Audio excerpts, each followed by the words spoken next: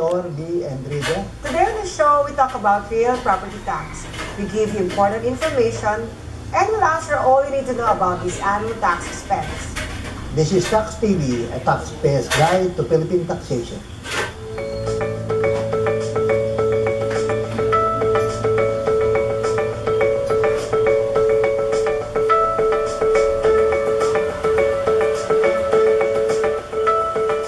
It's every person's dream to own a piece of land, and purchasing a new property often results in an overwhelming sense of delight. However, signing the deed of sale is not the end of the process, because with a new home comes a new responsibility. One of a homeowner's responsibilities is his obligation, having the property declared for taxation purposes. Because under the Local Government Code of 1991, property owners are mandated to pay the real property tax every year. To help us understand more about real property tax, other rates, penalties, surcharges, deadlines, and everything else, we have invited Director Eduardo Del Rosario from the Bureau of Local Government Finance, Calabarzon Region. Dr. Del Rosario, can you please enlighten us on what is real property tax and what is the legal basis in the imposition of the same? Thank you, Attorney. Good morning to everyone. Real property tax is actually an ad valorem tax, which means that this is a tax based on the value of the property being imposed by the local government units. And the legal basis for this imposition is the Constitution and the Local Government Code of 1991. Under the Local Government Code of 1991, based on Section 232, it authorizes the local government units to impose real property tax on all real properties located in their jurisdictions. Or what are the properties that fall under the real property tax? The real properties are the lands, buildings, and machineries that is located in their local government units, which are assessed by the assessors and collected by the local treasurers of the provinces, cities, and municipalities. Director, in a document called tax declaration, we see assessed value of the land, we see market value of the land. What is the, how is the valuation of these properties made by the assessor's office?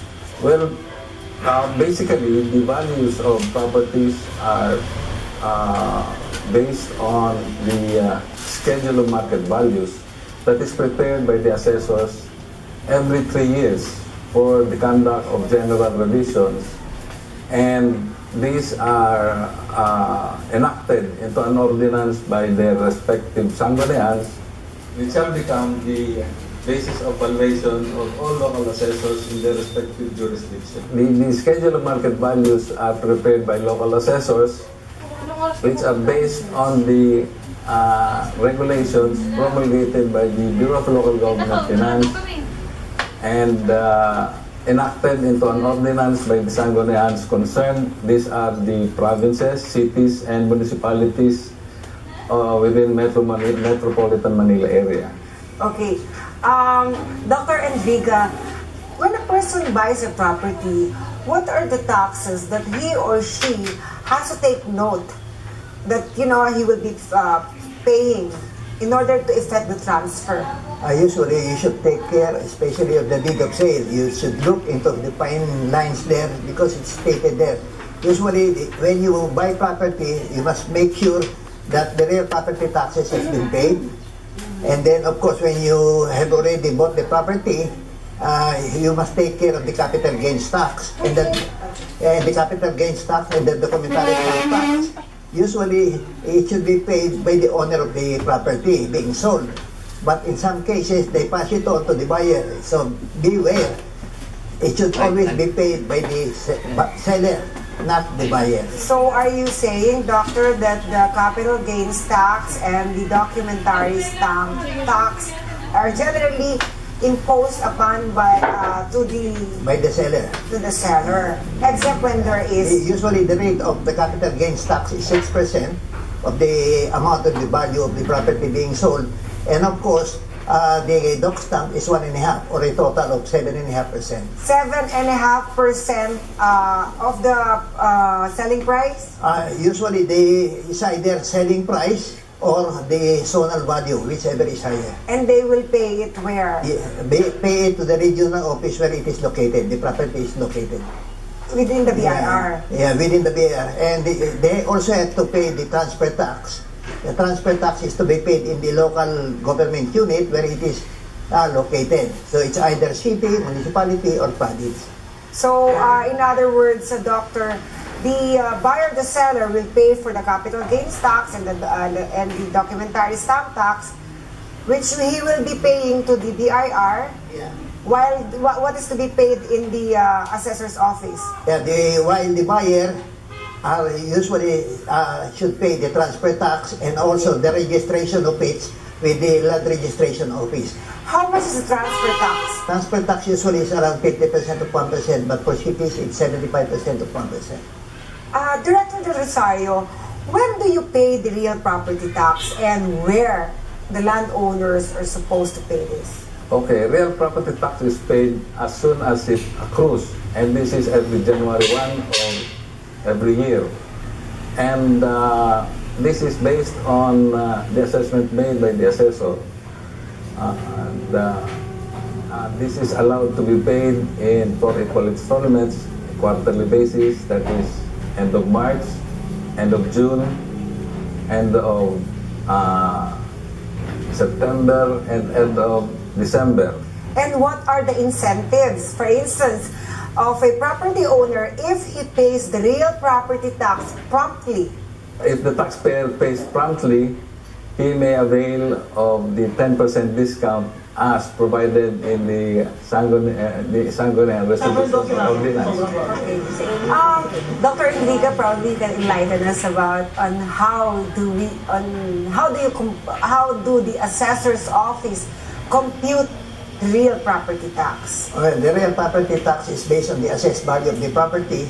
So how much would be the assessed value of the property? And then from there, you multiply it by the assessment level times the rate, you will get you the real property tax to be paid. And from where, sir, will they get the assessed value? The assessed value is taken from the assessor's office because it's there where the tax declaration is stated. So the assessed value of the property is already there. The value, exact value is exactly there, and then you multiply it by the assessment level. Let's say residential, it's only 20%. Okay. So the assessed value times 20%, and then times the rate. Usually the rate is only 2%, 1% for the real estate, real property tax, and the other one is a special education fund. Will get you the real property tax to be paid for the whole year. Where does this assessed value come from? The assessed value is based on the assessment level, as mentioned, and the assessment level is this is in consideration of the enactment of an ordinance by the Sangguniang fixing the levels of assessment as provided in the local government code. And the local government code provides for those percentages which the local government unit should not exceed. So the levels are already provided in the local government code. Now, if the taxpayer fails to pay within the prescribed period of time, he shall be, or he, she, or he shall be liable for the 2% tax, 2% penalty for every month of delinquency. Meaning to say, if you will become liable or if you fail to pay your tax for 1 year, the maximum is 24% under the provisions of the local government code. There are, I think, 4 or 5 instances wherein property should be declared. Firstly, all property owners should declare their properties under a sworn declaration every 3 years. So if you're owning real property in a certain locality, you're required to file a sworn declaration every 3 years. Secondly, if the property owner fails to declare or file a sworn declaration as required under the local government code, and if the assessor discovers that property which is not declared, the assessor himself shall declare that property and shall make a declaration and assessment and impose real property on the owner. And also on those properties that are improved or extensions are made or constructions are made on properties, the construction should be declared with the assessor's office, and a corresponding declaration or assessment should be issued by the assessor himself. On the basis of those instances, such tax declarations shall be the basis of collection of real property tax by the treasurer for the following year. And for more clarification on when real property tax is paid, the real property tax is paid once the assessor makes an assessment, and if the assessment by the assessor is made this year, the effectivity is the following year. So all assessments made, new assessments or reassessments, only new assessments are made this year, it will take effect on the following year, January of the following year. Reassessments based on the provisions of the local government code, where there are change in classification, change in actual use, there are distractions or there are modifications made on the property, it will take effect on the quarter next following. So those are the effectivities of the assessment made by the assessor. Well, indeed, this real property tax discussion is very interesting. So, to all our viewers, please make sure that your real property is declared for taxation purposes.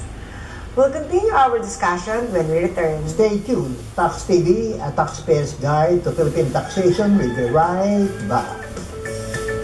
Welcome back to Tax TV. A while ago, we were discussing real property tax with Bureau of Local Government Finance, Calabarzon Region, Director Ed Del Rosario. Now, apart from local government projects and services, a portion of the amount collected from the payments of real property tax goes to funding public education. This is what we call Special Education Fund Tax. Dr. Enrica, what is Special Education Fund Tax? The Special Education Tax Fund is added on to your real property tax. It is additional 1%. Usually, if you're in the province, you only pay 1% basic real property tax and 1% special education fund. Is this a special payment or is it already included when the taxpayer pays his real property tax? Actually, it's already included. So once you pay your real property, it is already added on. And where does this special fund go? Actually, local government has three kinds of funds. The general fund, the special education fund, and the trust fund. This additional 1% of special education funds is used exclusively for educational purposes. Can they use it or divert it to other projects? No, you cannot use that for any other projects except for, let's say, allowances of teachers, school buildings, textbooks, chairs, and all expenses incurred by the elementary and high school, public high schools. Okay. Remember, there is a special fund to finance public education in your municipality or city. So, be aware of where your taxes go. After the break, we'll answer your tax queries. Tax TV, a taxpayer's guide to Philippine taxation, will be right back. Welcome back to Tax TV. If you are considering of owning a piece of property by buying a condominium unit, Cesar Katapang has a few tips and advice for condo unit owners. Real estate in the Philippines has enjoyed considerable growth in recent years, and buying condominiums continues to become a trend, whether as a home or as investments. So if you are considering purchasing a unit, here are a few tips for first-time condo unit buyers.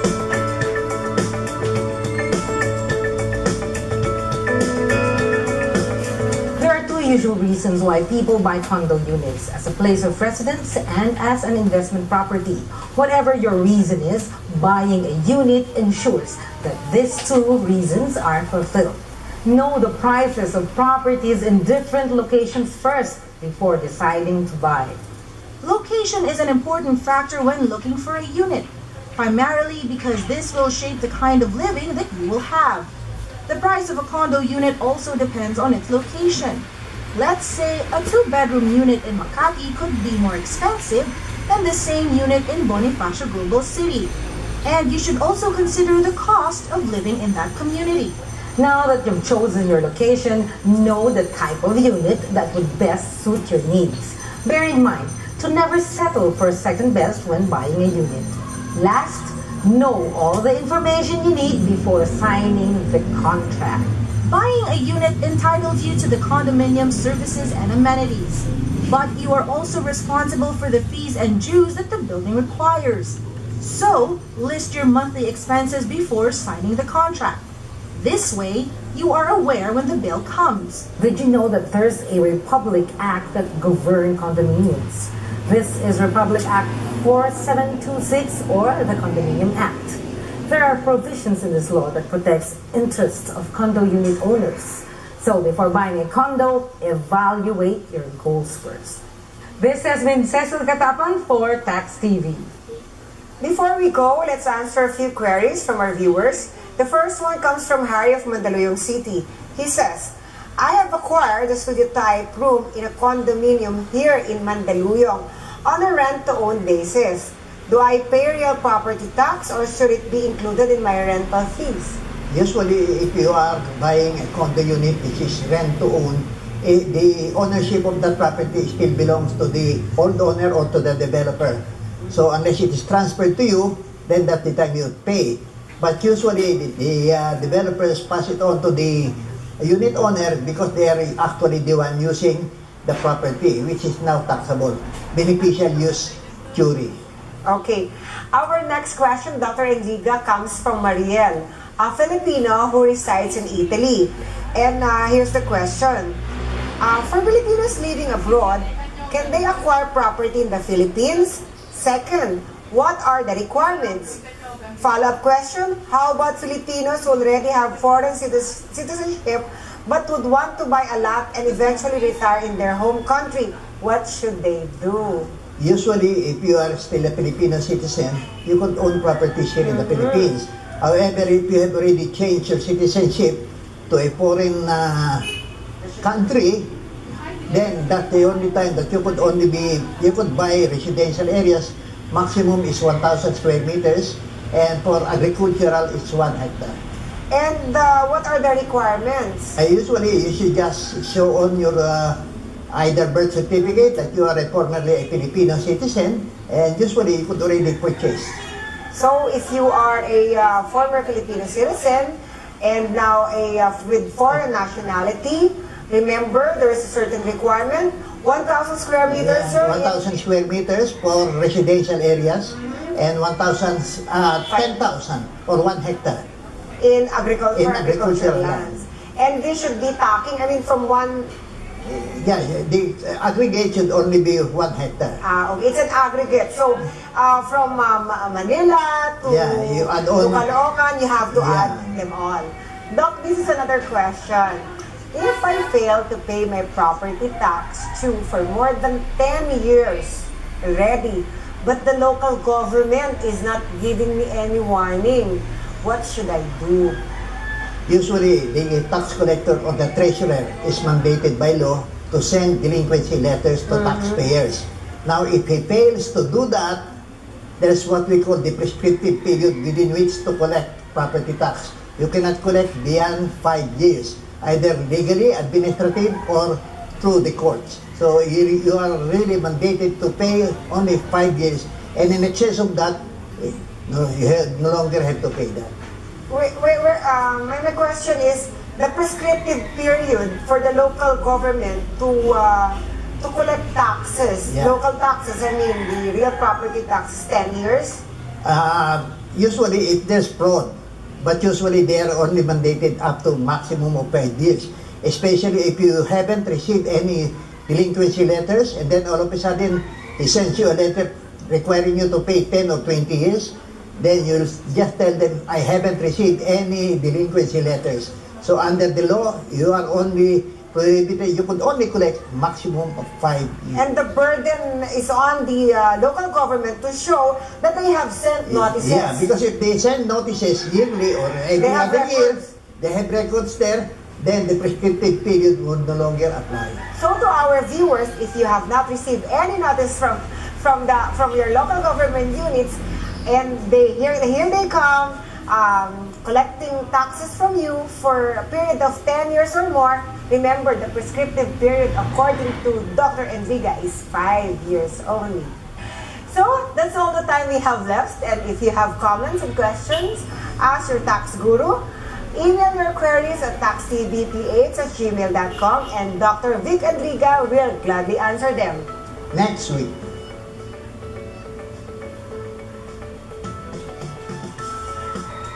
When the time comes in paying your taxes, do not feel bad. It is your contribution to the society for the services you receive in return. I'm Attorney Maris Manalo. Let us not be ignorant with regards to tax. After all, it is the lifeblood of the nation. I am Dr. Victor B. Enriga, and this is TaxTV, your guide to Philippine taxation. Thank you for watching.